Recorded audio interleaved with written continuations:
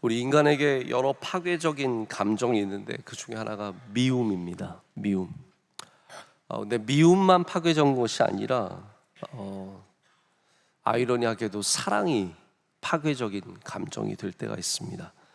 그래서 사실 누군가를 이렇게 잘못 사랑하는, 소위 말하는 집착하고 이제 그런 태도를 보이는 것을 사랑이라는 단어를 쓰는 것 자체가 저는 문제가 있다고 생각합니다.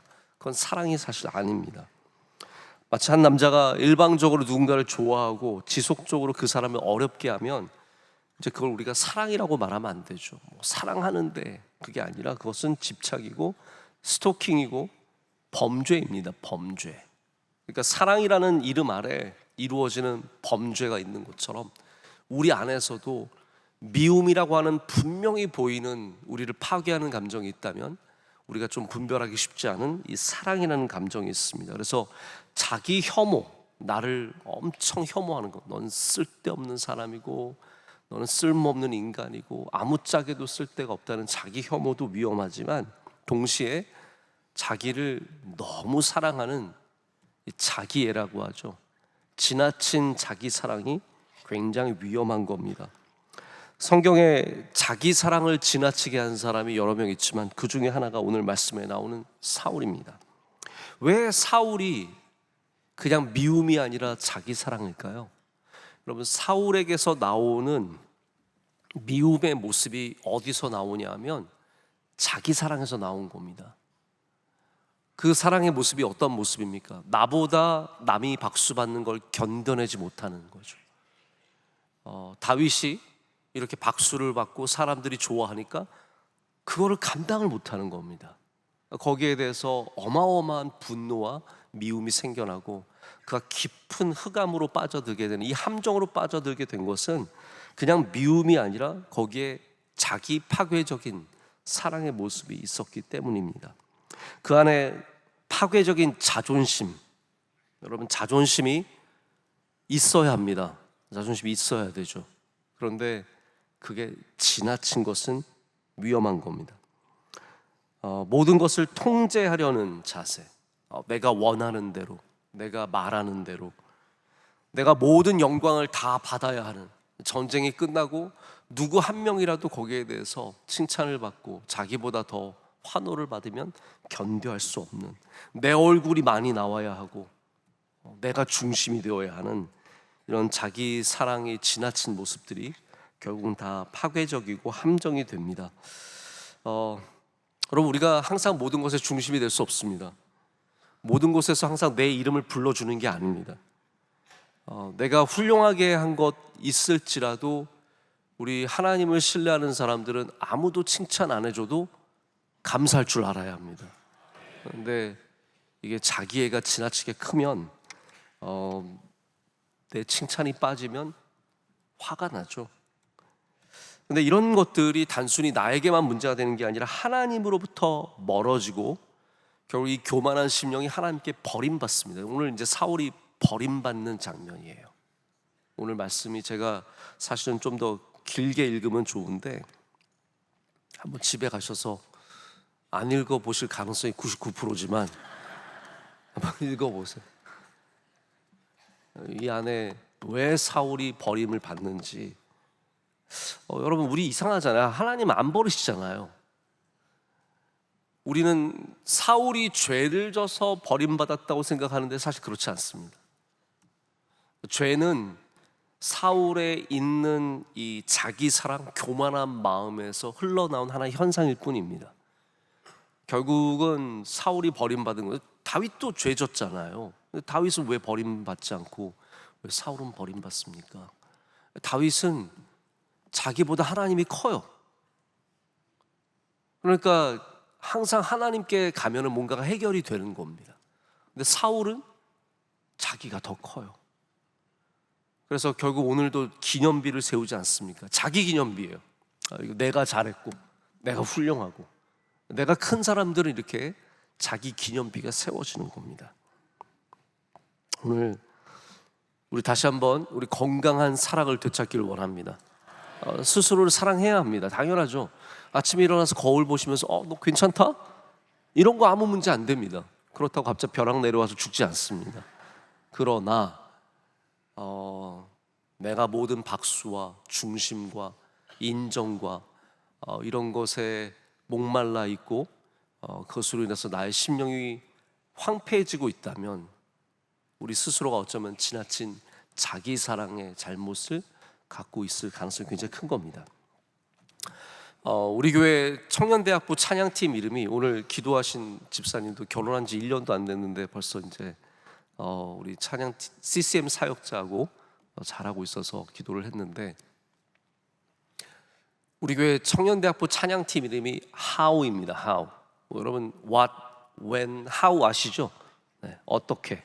어떻게 예배할 것인가의 How인가? 아닙니다. 그 How는 어디서 나온 말이냐면 제가 이제 이름을 져줬는데, How는 Heart of Worship이라고 하는 찬양곡의 첫 자를 딴 겁니다.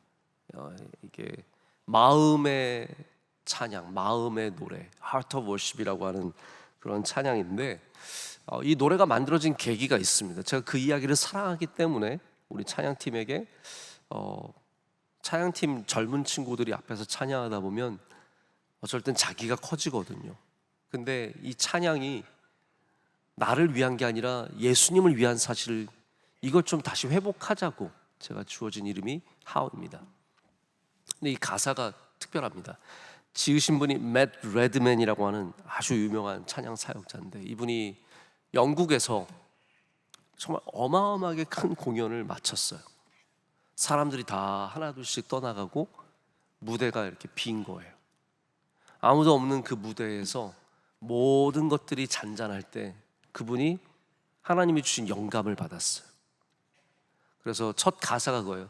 When the music fades, 음악이 사라지고, all is stripped away, 모든 것이 다 사라졌을 때, 그때 자기가 깨달은 게 뭐냐면, 이 찬양은 나를 위한 게 아니라 오직 그리스도를 위한 것. It's all about you. It's not about me. 나를 위한 게 아니라 하나님을 위한 것. 그래서 저 이 찬양 참 좋습니다. 뒤에가 가사가 I'm coming back to the heart of worship, and it's all about you. It's all about you, Jesus. I'm sorry, Lord, for the things I've made it. When it's all about you, it's all about you, Jesus. 이게 무슨 내용이냐면, 주님, 제가 진정한 찬양으로 다시 돌아갑니다. 진정한 예배로 다시 돌아갑니다. 이건 다 주님을 위한 것입니다. 주님을 위한 것입니다. 우리가 경계하지 않고 회개하지 않고 자꾸 돌아가지 않으면 It's all about me. 나에 대한 것이 되어버립니다. 내가 좋아하는 것, 내가 생각하는 것, 우리는 그게 아니라 이 모든 것이 다 하나님을 위한 것, 예수 그리스도를 위한 것. 나를 향한 지나친 사랑이 예배가 되면 그게 얼마나 위험한지 모릅니다. 우리의 예배는 예수님을 사랑하기 때문에 드리는 것입니다. 여러분, 우리 어렸을 때는 막 박수 받잖아요. 막, 잘한다 잘한다 박수 받고 사랑받고 막, 예뻐 예뻐 그러고 이름 불러주고 누구야 누구야 불러주고. 근데 나이 먹어가지고 막 박수 받는 거 좋아하고 막 이름 불러주는 거 좋아하고 막 사랑받는 거 좋아하면 그건 성숙함을 이루지 못한 겁니다. 어렸을 때는 그렇게 해주는 게 맞습니다. 어렸을 때 우리 아이들에게 박수도 많이 쳐줘야 되고 사랑도 많이 해줘야 되지만, 우리 성숙해지면 그런 것 없이도 열심히 할 수 있는 건강한 마음이 있어야 합니다. 누가 인정해주지 않아도, 누가 박수 쳐주지 않아도 내가 충분히 하나님을 향해서 나의 헌신과 나의 사랑과 나의 모든 것을 드릴 수 있는 그런 성숙함이 있어야 합니다. 만약 우리의 예배가 여전히 내 중심이라면 우리는 어린아이의 예배를 아직까지 드리고 있는 겁니다.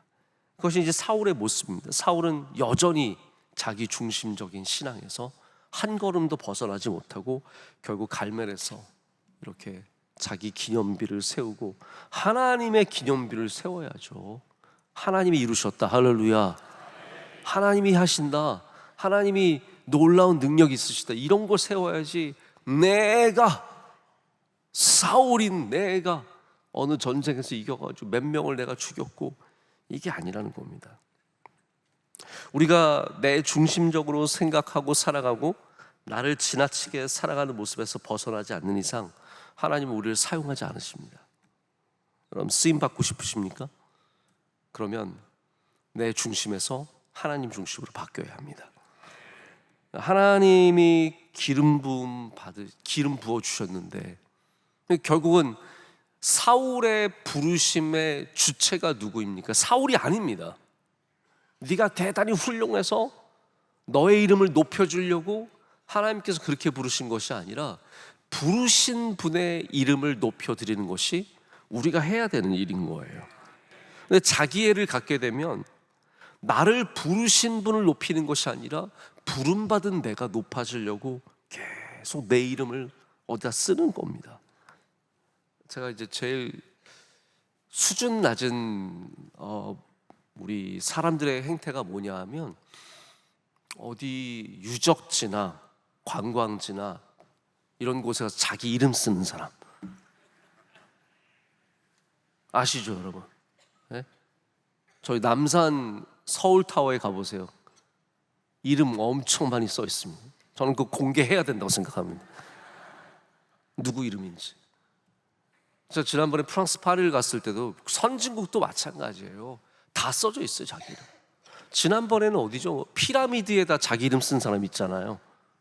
뭐 우리 한국 사람은 아니었던 것 같아요. 중국 사람이었나? 아니요, 피라미드 어디 안에 가면 분명히 한국 사람 이름도 적혀 있을 거예요. 저는 쓸 때는 제발 한글로 쓰지 마라 그래도. 나라 망신이다. 네?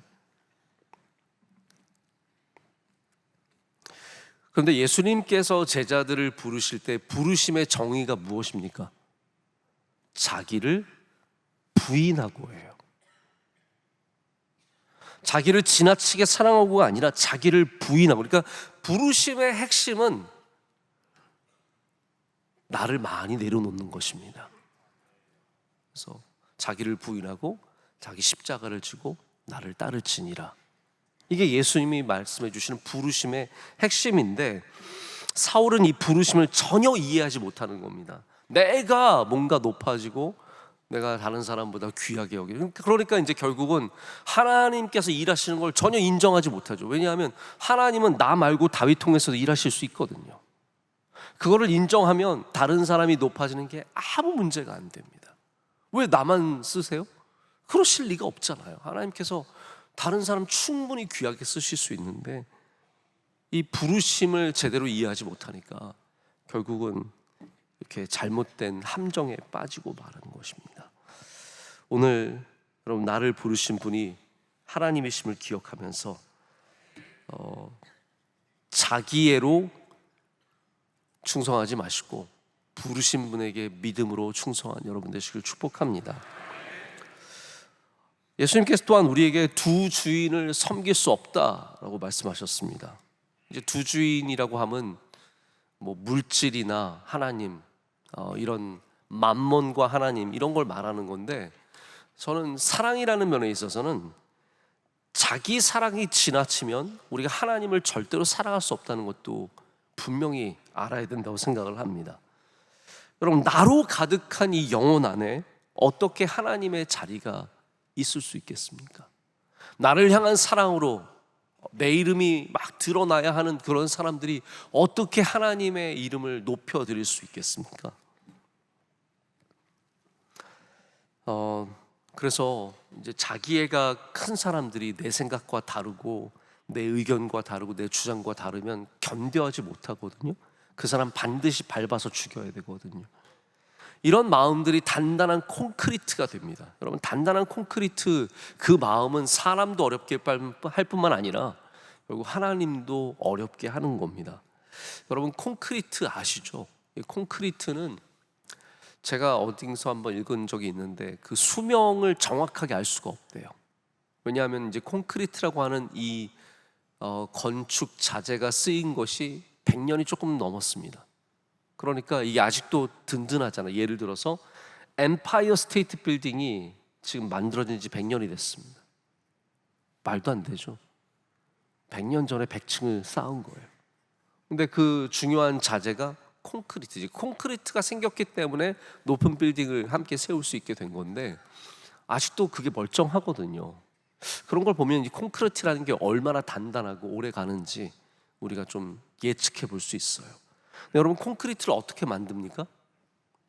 아무 관심이 없으시겠지만 시멘트랑 모래랑 물이랑 섞으면 단단한 콘크리트가 됩니다.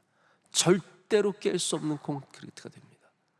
그리고 집에서 벽도 이 가벽이 있고 콘크리트 벽이 있습니다. 콘크리트 벽에는 못질을 아무리 해도 잘 안 들어갑니다. 그만큼 단단한 거죠.